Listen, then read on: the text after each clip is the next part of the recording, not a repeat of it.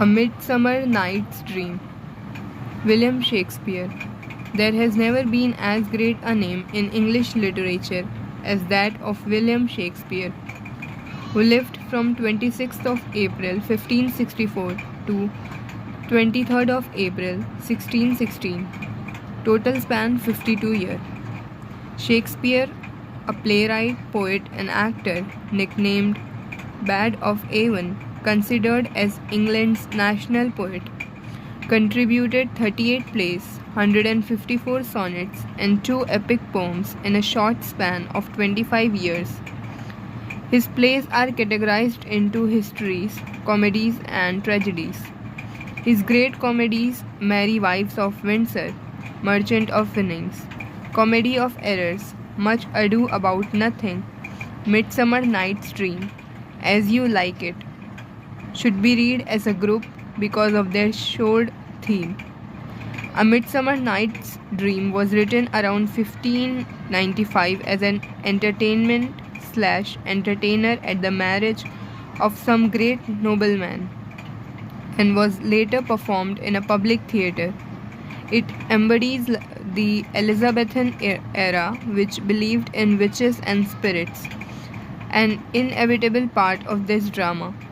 These elements and dramatic material are used here along with songs, dances, clever ideas, mistaken identities, etc.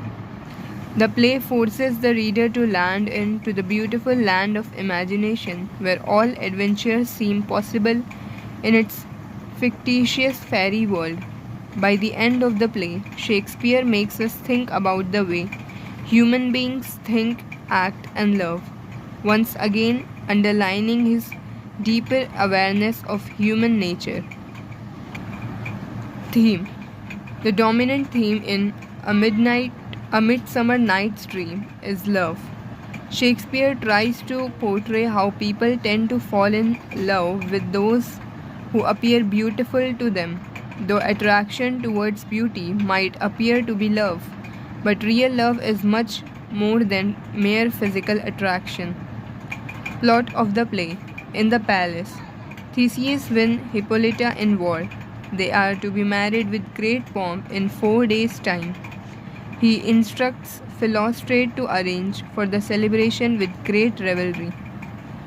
Aegeus marches with Hermia, Lysander, Demetrius to complain that Hermia disobeys him and stubbornly refuses to marry Demetrius, and is in love with Lysander. The Duke Theseus urges her to obey her father, but she refuses him.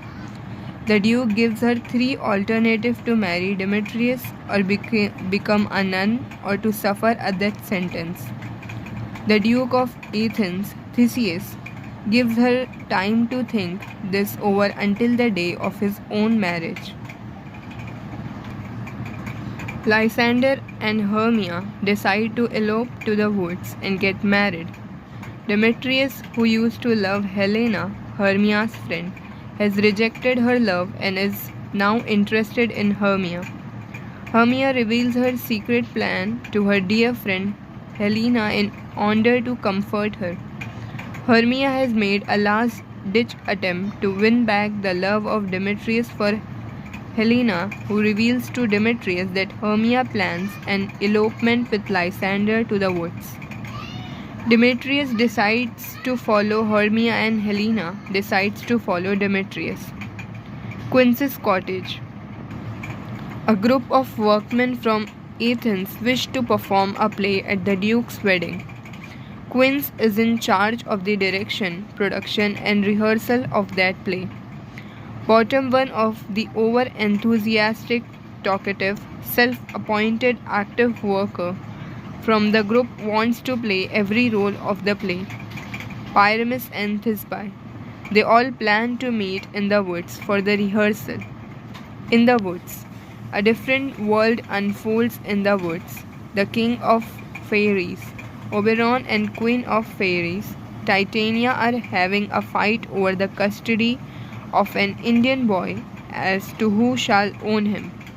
In order to teach a lesson to Titania, Oberon hatches a plan with the help of Oberon orders Puck to bring the magic potion, love and idleness, the juice of which, if poured on the eyelids of a sleeping person, makes him/her fall madly in love with the first person he/she sees after waking up. He thus plans to madden Titania and get the custody of the Indian boy. Now you can very well imagine what tricks Puck, a mischief spirit, is going to play with this magic potion in the forests.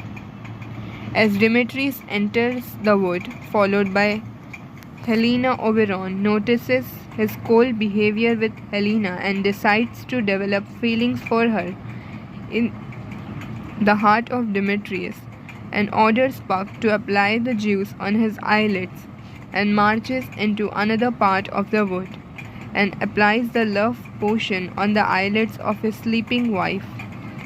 Soon arrives the eloping couple. Tired, they too sleep in the same wood. Taking Lysander for Demetrius, Puck squeezes the juice on his eyelids. Helena, who enters the wood following Demetrius, proves to be the first person Lysander sees after waking up and falls in love with her instantly. Puck, who is appalled by the awful acting of Bottom, bewitches him by transforming his head into that of an ass. Titania sees ass-headed Bottom, and one can guess the result. In another part of the wood,